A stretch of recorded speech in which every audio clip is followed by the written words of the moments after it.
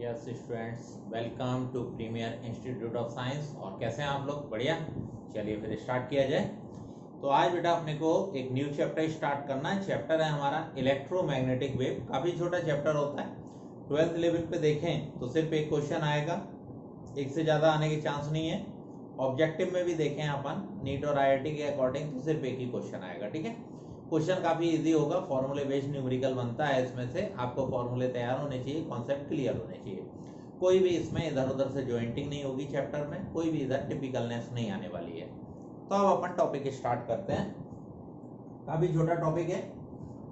तो टॉपिक है हमारा इलेक्ट्रोमैग्नेटिक वेव। अब इलेक्ट्रोमैग्नेटिक वेव में सबसे पहले हम लोग बात करेंगे बेटा डिस्प्लेसमेंट करंट। ठीक है, अब ये डिस्प्लेसमेंट करंट क्या है और कैसे डेवलप होती है, इसको समझाने के लिए मैंने एक इलेक्ट्रिकल सर्किट तैयार किया हुआ है। तो देखिए बेटा, ये हमारे पास कंडक्टिंग वायर है, ये मैंने एक AC सोर्स कनेक्ट कर दिया हुआ है।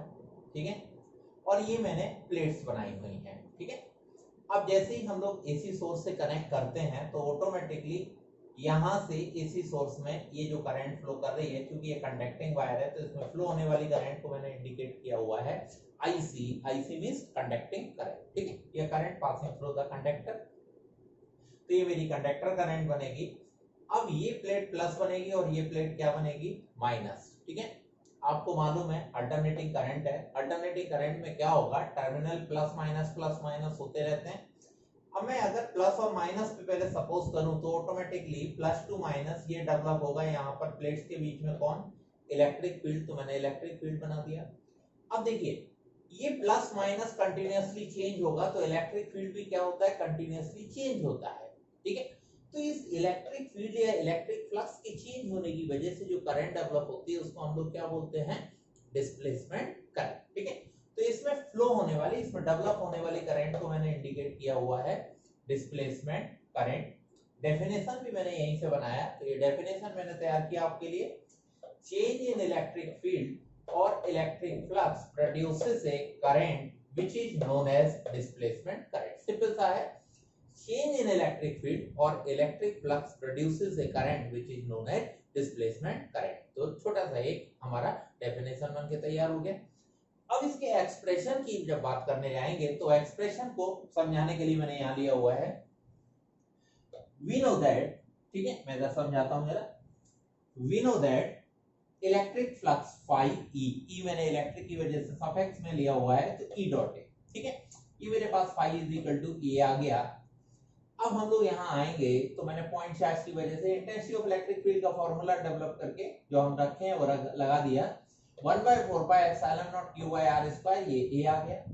अब phi as it is, q bye epsilon naught को मैंने यहाँ रखा और ये 4 पाई r स्क्वायर, क्योंकि 4 पाई r स्क्वायर एरिया है तो मैंने इसको सेपरेट करके a बाय a कर दिया। a कैंसिल, तो electric flux phi E is equal to मेरे को मिलता है q बाय एप्सिलॉन नॉट।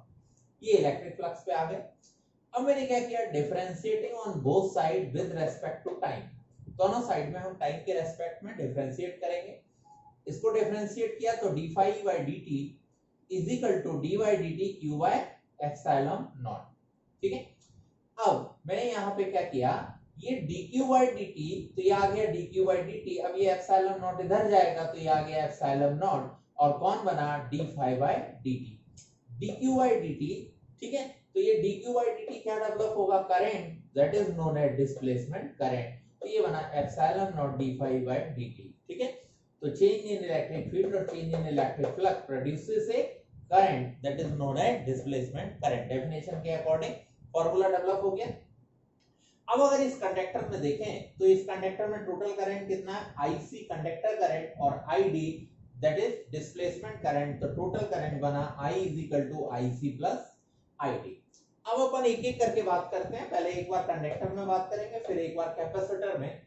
तो इन कंडक्टर में बात करें तो I इज इक्वल टू केवल कौन होगा? IC। क्यों? क्योंकि वहां डिस्प्लेसमेंट करंट कंडक्टर में कितना है? 0।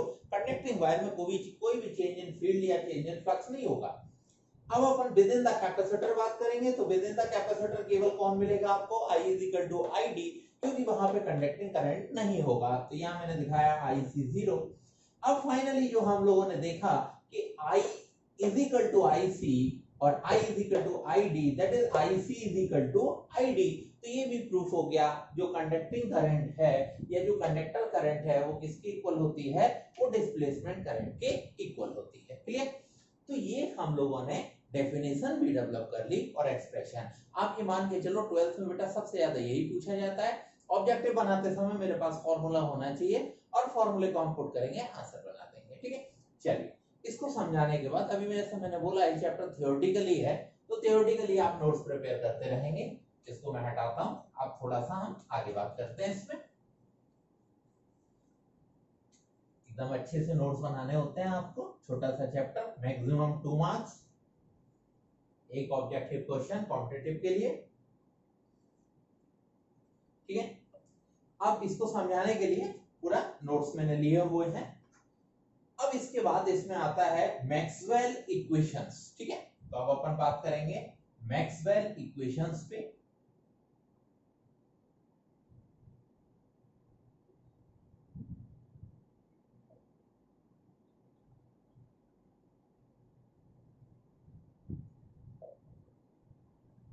ठीक है,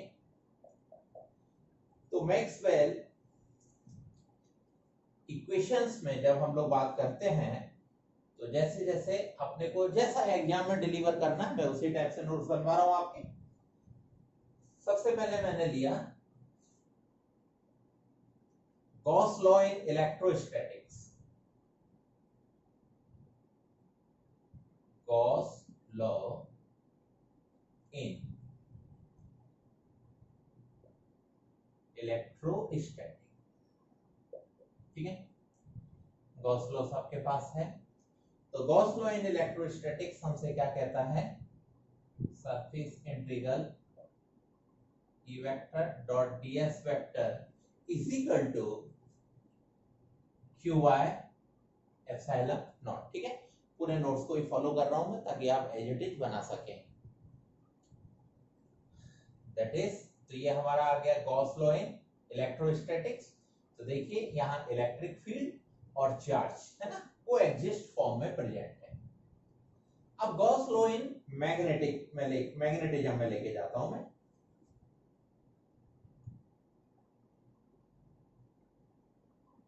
Gauss law in magnetism,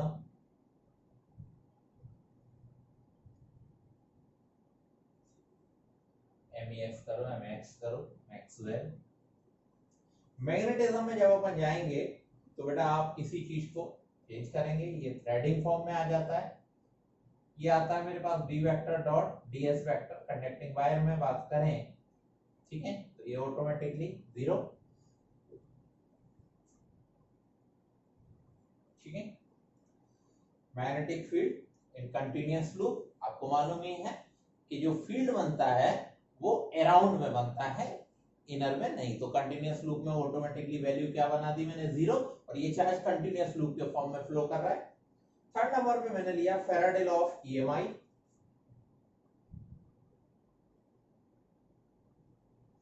Faraday law of EMI electromagnetic induction पे बात करने वाले हैं। तो ये मेरे पास आता है E is equal to d∅dt। ठीक है, E is equal to d∅dt। मालूम है अपने को मैग्नेटिक फ्लक्स है, तो मैंने सफिक्स में मैग्नेटिक फ्लक्स का यूज करा दिया। ठीक है, अब अपने को पता है, हम लोग पढ़ के आए हैं ना इलेक्ट्रोस्टैटिक्स में, ये E का मतलब induced EMF just like potential. तो अपने पास होता था E is equal to V/L, तो V is equal to E into L। तो मैं यहाँ यूज करूंगा E, इंटीग्रेशन डाल देता हूं मैं और लगा देता हूं यहाँ पे dl इज इक्वल टू, अब देखो ये बनेगा मेरे पास dv/dt, और मैं इसको एरिया डॉट ए करके लिख देता हूं। ठीक है, यहां मैं इंडिकेशन आपको दे देता हूं।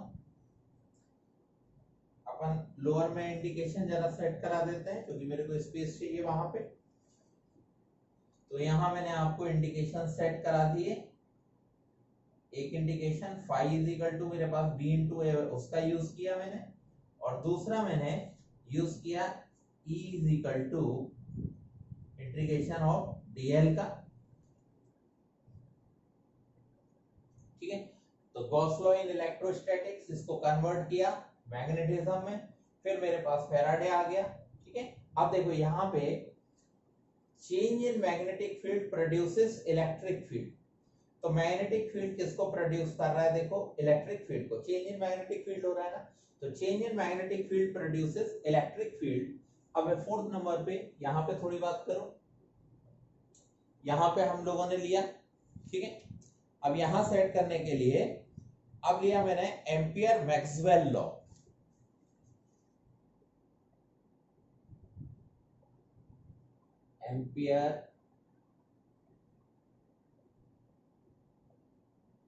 एम्पियर मैक्सवेल लॉ, ठीक है। अब एम्पियर मैक्सवेल लॉ हमसे क्या कहता है, एम्पियर सर्किटल लॉ वही आपका threading, B dot dl is equal to क्या, म्यू नॉट I। इतनी अपनी बात हुई थी। अब थोड़ा सा हम इसको एक्सप्लेन करेंगे, ठीक है। ऐसे थोड़ा कंफ्यूजन क्रिएट हो रहा है, इसमें फाई सा लग रहा है, इसको B डॉट dl ही रहने देते हैं, ये म्यू नॉट। अब ये I कन्वर्ट हुआ तो ये बनेगा IC plus ID, conductor current और डिस्प्लेसमेंट करंट, ठीक है। थोड़ा सा और ओपन कर लेते हैं, तो B dot dl is equal to mu naught IC plus mu naught ID। कुछ नहीं किया, मैंने टर्म को सेपरेट कर दिया, ठीक है। थ्रेडिंग आ गई, म्यू नॉट IC कर लिया मैंने, म्यू नॉट डिस्प्लेसमेंट करंट जो आपने रखा था उसको मैं वैल्यू रख रहा हूं ID d phi E y dt, ठीक है। अब आप देखो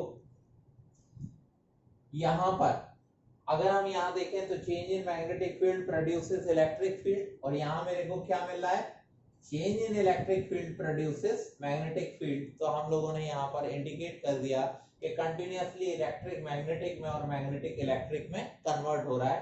ये मैक्सवेल ने डेवलप करके दिया, तो ये हमें मिला मैक्सवेल इक्वेशंस के फॉर्म में, ठीक है। चलिए अब मैक्सवेल इक्वेशंस हमारी कंप्लीट हुई। अब हमें छोटी छोटी एक चीज मिलती है, ये हमसे पूछते हैं वेव्स के बारे में। तो वेव्स के बारे में जो जनरल नॉलेज आप लोग को है वही नॉलेज काम में हमें आने वाली है। जनरल नॉलेज क्या, वेव्स क्या है, वेव्स एक डिस्टरबेंस है ना, it is a disturbance which transmit energy from one place to another, ठीक है। अब बात आती है कि ये कितने टाइप की होती हैं, तो जो छोटे छोटे क्लास में आपको बताया जाता है जनरली उसी टाइप से हम बस थोड़ा सा मोड चेंज करेंगे। हम लोग बोलेंगे there are two types of waves, number 1 material wave, number 2 non material wave, ठीक है। इस मटेरियल वेव को ही हम लोग जनरल लैंग्वेज में मैकेनिकल वेव बोल देते हैं।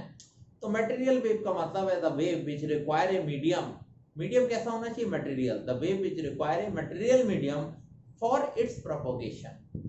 और नॉन मटेरियल में क्या आएगा, the wave which does not require a material medium, that is known as non material wave, ठीक है। अब मटेरियल वेव क्या है, साउंड वेव, उन्हें मीडियम चाहिए ना, मीडियम मतलब मटेरियल चाहिए उनको, ठीक है।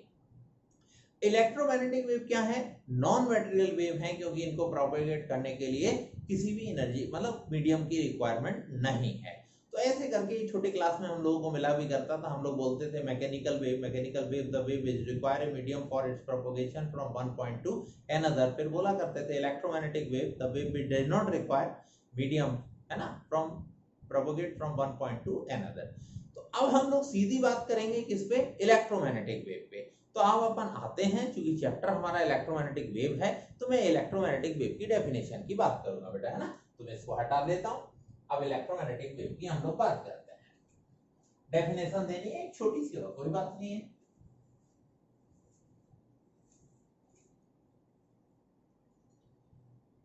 इलेक्ट्रोमैग्नेटिक वेव की definition,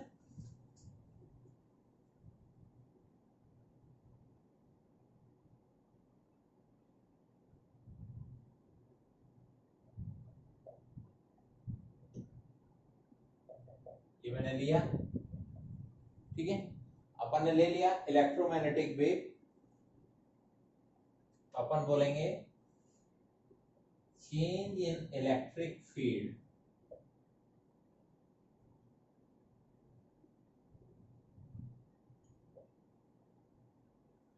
produces magnetic field,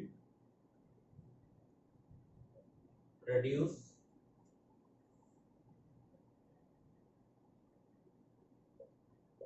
magnetic field, ठीक है। Change in electric field produce magnetic field, और फिर अपन रिवर्स कर लेते हैं, change in electric field produce magnetic field, ऐसे change in magnetic field produce electric field, comma करके change in magnetic field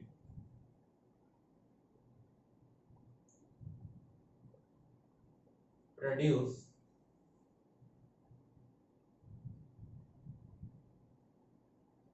electric field,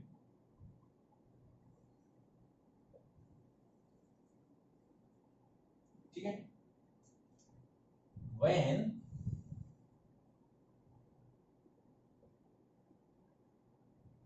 these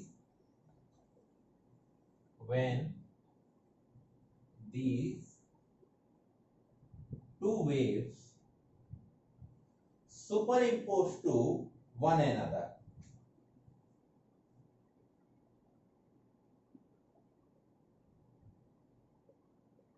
superimpose to each other कर देता हूं, each other, ठीक है। superimpose to each other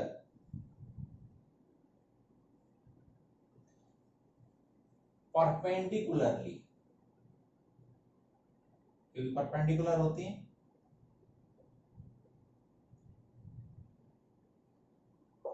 ठीक है।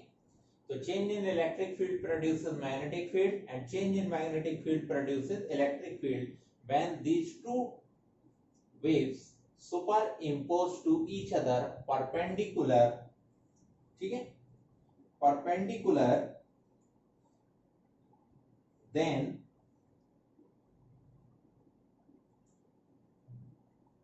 they form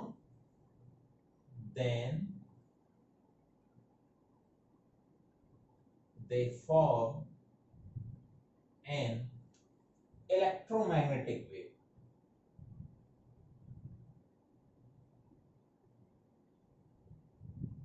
ठीक है। अब एकदम लिखने के बाद सिंपल हो गया, change in electric field produce magnetic field and change in magnetic field produce electric field when these two waves superimpose to each other perpendicularly, then they form an electromagnetic wave, ठीक है। अब इसमें मालूम है हमें कि डायरेक्शन ऑफ वेव प्रोपगेशन जो होती है वो इलेक्ट्रिक और मैग्नेटिक फील्ड दोनों के कैसी होती है, परपेंडिकुलर, तो उसको भी मैं सेट कर देता हूं, ठीक है, लिख देता हूं, the direction of, ठीक है, the direction of wave propagation